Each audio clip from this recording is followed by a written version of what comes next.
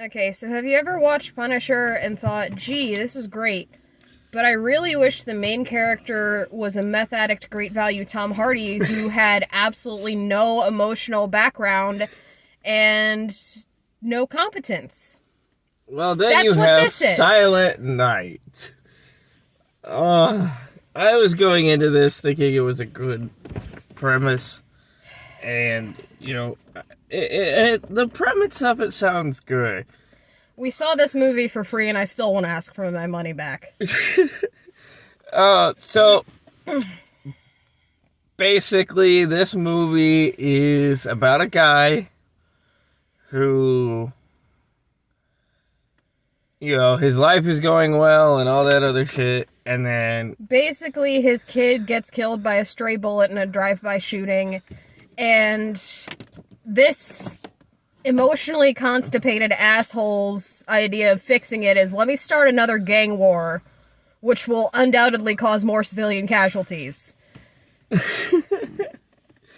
So first gripe, I'm sorry, let me take point on this one, because first gripe, the inciting incident, after we get through 30 minutes of the slowest goddamn exposition, no dialogue I have ever seen in my life. So y'all know, aside from, texting that is shown on screen, to go with the concept of Silent Night, there is only music and sound effects throughout the whole film. Pretty much the only dialogue is on radios. Even the characters that could talk.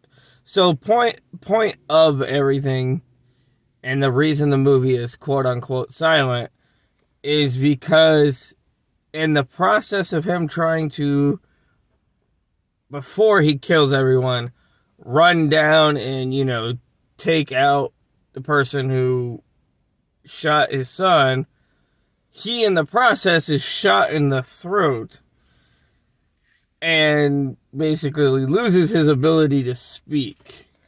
And like I don't need therapy, I would take a bullet for my family, but I'm almost definitely an anti-vaxxer because I would take a bullet for my family, but fuck you if you want me to get the COVID shot because it's only fun if I can be Rambo. He denies all medical interventions offered to him. Like, they offer him the fucking voice box thing and he just doesn't want it. So yeah, that's the emotional constipated bullshit we're dealing with here from the get-go. Also from the get-go, whoever filmed this, I'm sorry. First of all, I'm used to griping about the ballistics are not right, that gun doesn't make that sound, that caliber bullet does not produce that damage, and that blood spatter is bullshit. But they created a new one here, and the new one is his body was fully in between the child and the bullets at all times. There is no physical way in hell that kid would have got shot. Your inciting incident is already bullshit. There is no physical way for that bullet to have reached that child without going through him first. And he was unharmed. I call bullshit right from the get-go. I love you so much. You saw that though, right? Yes. He was fully in between. I saw it, and like the kid was fully wrapped in him. Like, okay, he should have been the one to die. Yeah, you were a good dad for 2 minutes, and then you went John Wick psycho. All right? Okay, don't insult John Wick, please. Yeah, I believe the grief and the reaction over a dog way more than I believe this bullshit. Like, this is like John Wick if he was a redneck child. I want to give this movie the benefit of the doubt, and I want to say maybe it's a Fight Club thing where if you idolize this dude, it's the wrong idea and the wrong takeaway and you're doing it wrong. But I don't know if it has the emotional self-awareness to have done that. Like, I feel like that might be giving it too much credit.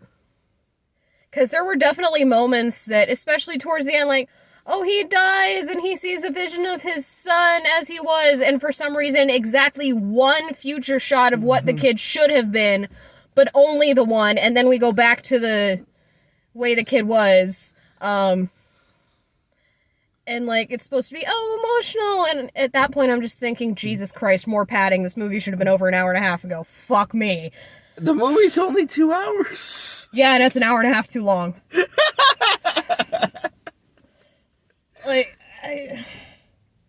So I can't even say you would like this if you're really, really into, like, shoot-'em-up action movies, because that's only about 45 minutes of the actual movie. like the real shooting gang banging parts, it's like the last maybe 40 minutes of the 2-hour movie.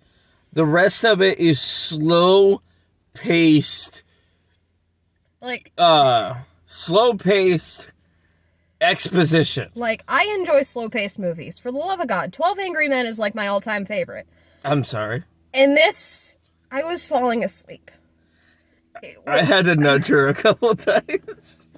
Jesus. This is a movie about a vigilante, and you have people falling asleep during it. Okay, also, that brings me to my next point. Filmmakers, are you paying attention? Because I have something very important that all of you need to hear. Kevlar does not make you Superman. I don't give a shit how much military surplus 10 years out of date bullshit Kevlar you have strapped to your chest. You get hit 6 times at close range, you've got at least 3 broken ribs and your ass is going down. Fuck you. You need to talk to Batman. I would, but that isn't even my main issue with Batman. Also, Batman probably has better grade Kevlar than whatever military surplus that, like I said, is probably 10 years out of date. Kevlar does have an expiration date. This schmuck got off of eBay. Oh, let's also talk about the fact that the only person in this movie with any goddamn sense is his wife who left him. He's not working, she's working, and he spent $24,000 on a rust bucket Mustang. $24,000, that is what the window said. Sir, you can buy a brand new car that's not a Ford for like 20 times less than that. You could have souped up your fucking family's SUV for less than that. I would have left his ass too. Jesus. Get some therapy and knock it off. You are not Rambo. I have so many issues with this, especially on his fucking calendar. His revenge calendar is start gang war. Sir, that's the whole fucking reason you're in this in the first place. You have shown an ability to gather intel and take it to the police. You couldn't have done fucking something useful instead of causing more civilian casualties like the cop that you caused to get shot because you started a fucking gang war? Yeah, the whole point of this, is to, That is why I say this man is one of those anti-vaxxer, pseudo-commando, fucking every man's an island bullshit types. I will do anything for anyone except for anything non-violent because go fuck yourself, I'm not a communist pansy. Who just makes everything worse for everybody around him. Also, if that sounds like you, before you consider yelling at me, get some fucking therapy. Also, save your breath because I'm not fucking listening to you anyway. But,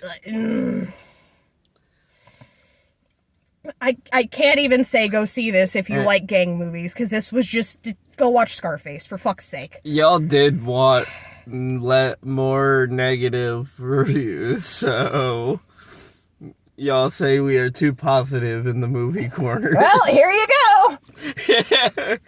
This movie was bad. I understand the urge to murder, dude. Especially after watching this piece of shit movie. I understand the urge to murder. Like, honestly, there are better ways to handle I it. feel like this movie was a D-rated Punisher ripoff done wrong. Can we go watch Punisher now so I can get the taste of this out of my mouth? I feel like I need to scrub my eyeballs. After my errands with my mom. Jesus. I need alcohol and an actual good vigilante movie. I mean, we have alcohol in the closet. I need alcohol and I demand to watch Punisher and Kick-Ass. Kick-Ass is great. See, Kick-Ass is how you do vigilante stuff without superheroes and do it right. No, Punisher is how you do it right. That too. Mine is Warzone because I have not reviewed the Punisher movies yet. I'm more than likely saving that for another theme month down the road. But I do need to, actually tackle the Punisher films. Basically, anything other than this is how you do that. I do have one good thing to say about this. If this had been a video game, it would have actually been at least somewhat It's kind of like decent. Max Payne turned into a Christmas movie, and Like, this script should have been a video game, not a movie. If it was a video game, the pacing issues would not have been a big deal. And I can deal with emotionally constipated, this is not how the real world works stuff a lot easier in video games than I can in movies. Because there's less narrative and more, this is really just a sandbox to do what the fuck you want. Yeah. That's where you put this. Whoever wrote this, maybe a good idea, but totally the wrong format for it. And that's the thing, it's the same producers of John Wick, so... How do you fall so far? I don't understand it! This is like Joss Whedon's fucking career arc. I have never seen something go so great to so in the shitter since Joss Whedon's Age of Ultron. I really have not. I love you so much. like, you Whedoned yourself. You really did. You Whedoned yourself.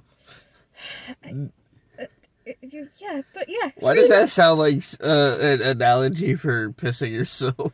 Did you Whedon yourself? I mean, the dude's got some weird kinks he was trying to work out in his scripts. You'd fucking talk to him, probably. Yeah. But like... I don't want to think of that. Whoever wrote this, maybe go to video games. Write video game scripts. Not this. Just no. Anything else you want to rant about?